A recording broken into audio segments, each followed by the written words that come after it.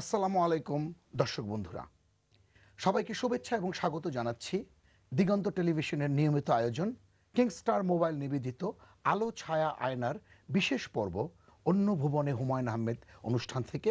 আমি মোহাম্মদ হোসেন জেমি। দর্শক বন্ধুরা, আমরা সবাই জানি হুমায়ুন আহমেদ আর নেই। তিনি চলে গেছেন নন্দিত কারাগারে, বিশ্রামে আছেন সেখানে, যে কারাগার থেকে কখনোই মুক্তি পাওয়া যায় না। আজকের অনুষ্ঠানটা আমরা একটি বিশেষভাবে সাজিয়েছি। তিনজন বিশেষ ব্যক্তিত্ব, বিশেষ অতিথি এখানে উপস্থিত হয়েছেন, যারা হুমায়ুন আহমেদ নিয়ে আলোচনা করবেন, বিশেষ করে তার নাটক এবং চলচ্চিত্র নিয়ে। চলুন দেখিনি কারা আছেন আমাদের সাথে। প্রথমেই পরিচয় করিয়ে দিচ্ছি, যদিও পরিচয় করার কিছু নাই। বলিষ্ঠ অভিনেতা চলচ্চিত্র এবং টেলিভিশনের আমিরুল হক চৌধুরী। জি, আসসালামু আলাইকুম। তারপরে আছেন বিশিষ্ট অভিনেতা জয়ন্ত চট্টোপাধ্যায় এবং ফারুক আহমেদ। কেমন আছেন আপনারা সবাই? আমরা ভালো আছি, কিন্তু এই ভালো থাকাটার মধ্যে একটু দুঃখ তো আছেই। অবশ্যই। কারণ আমরা এমন একজন গুণী মানুষকে হারিয়েছি। বাংলাদেশে খুব গুণী মানুষ নেই এই লাইনে। তো যে মানুষটির জন্য আজকে আমরা এখানে উপস্থিত হয়েছি, তিনি হচ্ছেন স্বনামধন্য হুমায়ুন আহমেদ হুমায়ুন আহমেদ। এবং অত্যন্ত গুণী মানুষ। এটা শুধু এখানে বসে বলার জন্য কথাটা বলছি না, সত্যিকার অর্থে একজন গুণী মানুষ। আমিরুল ভাই, আমি যেভাবে জানতে চাচ্ছি একজন সাধারণ দর্শক হিসাবে, আপনার সাথে কিভাবে তার পরিচয়টা হয়েছিল, যে সংক্ষেপে বলেন, বা কবে হয়েছিল? পরিচয়টা হয়েছিল প্রত্যেকটা মানুষই তার নিজের মতো। জি আমি আমিরুল হক চৌধুরী, আমি আমার মতো। জি। এটা হয়েছে যে তখন বিটিভিতে নাটক, হুমায়ুন আহমেদ সাহেব নাটকে এলেন এবং বিজয় করলেন। বিটিভিতে তখন উনি একেবারে তুঙ্গে। নওয়াজিশ আলী খান সাহেব তখন বিটিভিতে আছেন। জি উনি যখন একেবারে তুঙ্গে চলে গেছেন, হুমায়ুন আহমেদ সাহেব 2 বছর হয়ে গেছে, তখন নাটকগুলো রিহার্সালের সময় উনি বসে থাকেন এবং সেইভাবে প্রডিউসাররা ওনাকে ইয়ে করে, উনি সমস্ত কিছু দেখাশোনা করেন। এবং সেখানে নওয়াজ আলী খান সাহেব বলল যে আপনার জন্য একটা চরিত্র হুমায়ুন লিখছেন, তো আপনি করবেন। তারপরে 2 দিন পরে ফোন করলেন যে যে চরিত্রটা এসছে সেটা ঠিক আমরা পাঠাচ্ছি না। তার 1 মাস পর নিমফুল বলে, তার 1 মাস পরেই একটি নাটক মাটির ও পিঞ্জিরার মাঝে বন্দী হয়ে আরে, এটি এবং নওয়াজিশ সাহেব বললেন যে আমি স্ক্রিপ্ট পাঠিয়ে দিচ্ছি, আপনি দেখুন। দেখার পরে আমার কাছে নাটকটি দারুণ লাগলো, অসাধারণ একটি নাটক, এবং আমার চরিত্রটি আমার খুব পছন্দ হলো। নাটকটিও ভালো, আমার চরিত্রটিও, আমি কেন্দ্রীয় চরিত্র ছিলাম ওইখানে। নান্দাইলের ইউনুস বলে পরিচিত যে চরিত্রটির নামেই নাটকটি, সেটি আসাদুজ্জামান নূর করেছিল, আমি ছিলাম মূল চরিত্রটায়। এবং খায়ের ভাই ছিলেন আমাদের একজন বিখ্যাত অভিনেতা। অভিনেতা। আমি তো মনে করি যে এই টেলিভিশন মিডিয়াতে খায়ের ভাই অনেক বড় মাপের একজন অভিনেতা ছিলেন। অবশ্যই, আমি তাকে নিঃসন্দেহে। সবসময় মনে থেকে শ্রদ্ধা এবং করি। চলচ্চিত্র। হ্যাঁ, চলচ্চিত্র। অত্যন্ত। তো সেখানে আমি, আমার হয়তো 10টা ট্রাক আছে, একটা ইন্টারপ্রেট করি তো আমরা ক্যারেক্টারকে, তাই না? এটা ধরে নিয়েছি ওটা যে আমার 10টা ট্রাক আছে, 4টা লঞ্চ আছে, আমার রাইস মিল আছে। তা আমার ওখানে আমি গলাটাকে ভেঙে দিলাম। প্রচুর কথা বলে এই লোকটা, কারণ ডোমিনেট করে ওই জায়গাটা, লোকাল এরিয়াটাকে ডোমিনেট করে টাকায়, পয়সায়, ক্ষমতায়। এই লোকটা চ্যালেঞ্জ ফিল করলেন একটা স্কুল মাস্টারকে, তিনি হচ্ছেন খায়ের ভাই, একদম একটা সাধারণ স্কুল মাস্টার, এবং তাকে খুন করাবার জন্য 20,000 টাকা দিয়ে নান্দাইল থেকে ইউনুসকে হায়ার করে নিয়ে আসে।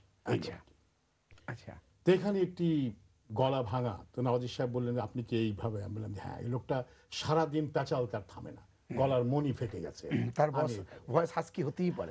হতেই পারে। তো সেই জায়গাটাতে করলাম, এবং হুমায়ুন সাহেব এলেন না, যখন নাকি এলেন সেদিন শুটিংয়ের দিন এলেন। আচ্ছা। এবং ওনার অত্যন্ত ভালো লাগলো। সেখানে আমাদের আমাদের ফারুক ফারুক ভাই। আহমেদ, সেও ওই নাটকে, আমার হুমায়ুন আহমেদের প্রথম নাটক হচ্ছে, এবং সেই থেকে বোধহয় ভেতরে ওনার আমাকে ভালো লেগেছিল। আর ওনার এই নাটক আমি প্রথম করলাম, ওনার এই নাটকটি আমার কাছে, আমি প্রথমেই বললাম যে আমার কাছে অসাধারণ। ফারুক ভাই, এটা কোন ইয়ারের ঘটনা? হ্যাঁ, এটা আমি বলছি এটা 96 আমি ঠিক ইয়ারটা বলতে 96 পারবো না 96 এ? এটা 96 তখনও প্যাকেজ স্টার্ট হয়নি, প্যাকেজ হ্যাঁ, শুরু হয় না। হয়ে গেছে প্যাকেজ ওরা- শুরু হয়ে গেছে। তোমার করার কথা ছিল টুটুলের নাটকটি, এটা ইয়ে আমাদের এতে যাওয়ার কথা ছিল 95 96 এর দিকে 96 এ। প্যাকেজ শুরু হয়েছে 94 এ, তার পরপরই আর কি। পরপরই, জয়ন্ত দা, আপনার সাথে তার একটা নিবিড় সম্পর্ক ছিল। আমরা যতটুকু জানি আপনি অত্যন্ত কাছের মানুষ ছিলেন। ইনফ্যাক্ট এই যে ছুটিতে উনি আসছিলেন মাঝখানে যে সময়টা, এই তো আমাদের শেষ দেখা তাকে। তখন একটি ইন্টারভিউতে টেলিভিশন আমরা দেখেছি যে আপনার সম্পর্কে উনি বলেছিলেন যে আপনি ভূতে বিশ্বাস করেন না। নুহাশ পল্লীর। না, হ্যাঁ বলি না, মানে জয়ন্ত নাস্তিক মানুষ, ঈশ্বরে বিশ্বাস করে না, কিন্তু ভূতে বিশ্বাস করে যদি সে ভূতটা নুহাশ পল্লীর হয়। যদি সে ভুট্টা নুহাস পল্লীর হয়। খুব মজা করে উনি বলছিলেন। এটা- দাদা, আপনার এর সাথে এই সম্পর্ক এত ঘনিষ্ঠ হওয়ার পিছনে কি শুধুই নাটক, অভিনয়, না এর পাশাপাশি কিছু না, ছিল? বিষয়টা তা নয়। আমার সঙ্গে সম্পর্কটা প্রথমে বিরূপতা দিয়ে কিন্তু শুরু।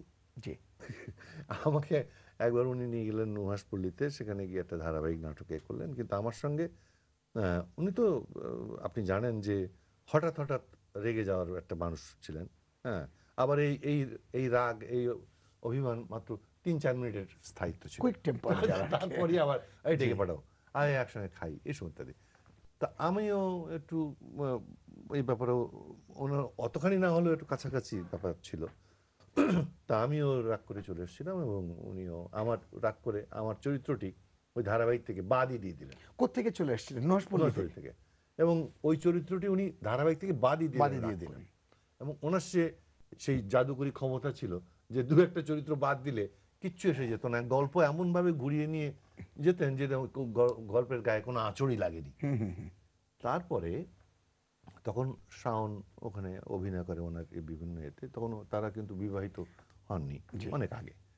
তখন ওই শাওন ঘটনা চক্রের শাওন ছোটবেলায় আমার কাছে ওর মা দিয়ে যেতেন, এবং শাওন আমার কাছে আবৃত্তি এবং অভিনয়ের প্রাথমিক পাঠটি আমার কাছে সে নিয়েছিল। আচ্ছা, সেহেতু তার সঙ্গে আমার অত্যন্ত একটা স্নেহের সম্পর্ক তার সঙ্গে আমার ছিল, পারিবারিক সম্পর্ক। তো শাওনকে বলে যে জয়ন্তকে এই একটা চরিত্র দরকার, তাকে মাথায় রেখে আমি একটা নাটক লিখেছি, কিন্তু ও আসবে না এবং আমিও ডাকবো না।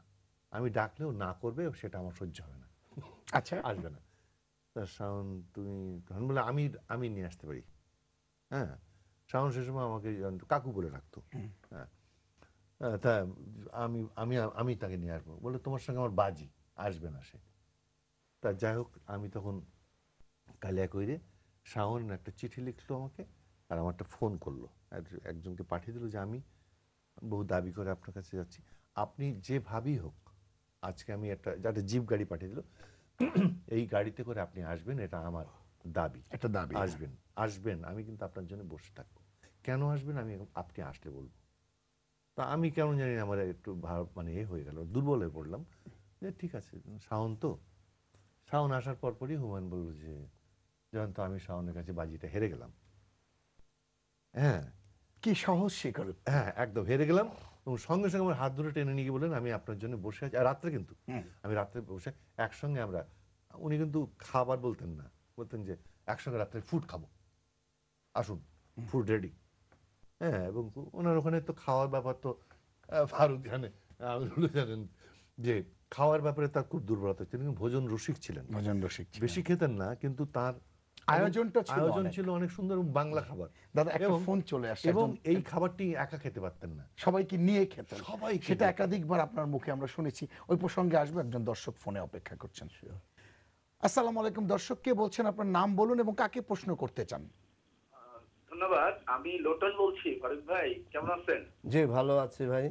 হ্যাঁ, আমি আসলে এই দর্শকদের মাধ্যমে, আজকে টিভির মাধ্যমে আপনার কাছে জানতে চাচ্ছিলাম যে স্যারের সাথে আপনার বিশেষ কোনো স্মৃতি যেটা আজকে বলবেন, যার মাধ্যমে সারা দেশবাসী জানতে পারবে, আর আপনার বিশেষ কোনো নাটকের দৃশ্য আপনার পছন্দ যদি দেখাতেন। আমি লোটন বলছি।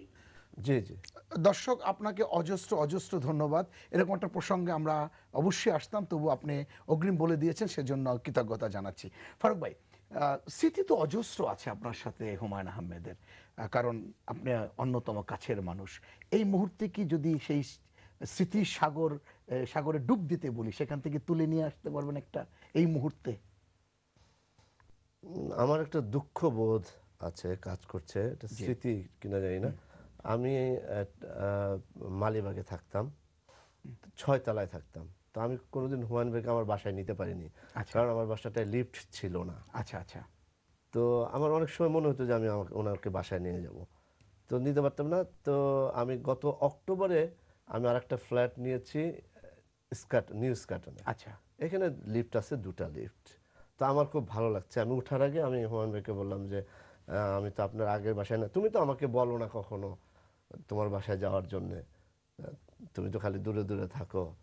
তো কি, আমি বললাম যে আমি একটা নতুন বাসা কিনেছি, ফ্ল্যাট কিনেছি, আপনি যদি যান, গিয়ে উদ্বোধন করে দেন, আপনি আগে যাবেন। বলে তুমি কি বলো, আমি অবশ্যই যাব। এবং সে মানে এমন খুশি হলো যে মানে মনে হয় যে এখনই আমার সাথে চলে যাবে বাসায়। তা আমি খুব খুশি। আমি বাসায় এসে বললাম যে হুমায়ুন ভাই আসবে আমার বাসায়। তার কিছুদিন পরেই আসবে আসবে করতে করতে তারপর অসুস্থতা, এটা আমার একটা আমেরিকায় যাওয়ার, তারপর তো দুঃখবোধ এক জীবন ধরনের আর অবসান। কি। আমরা আবার আলোচনায় ফিরে আসবো। আমাদের নিতে হচ্ছে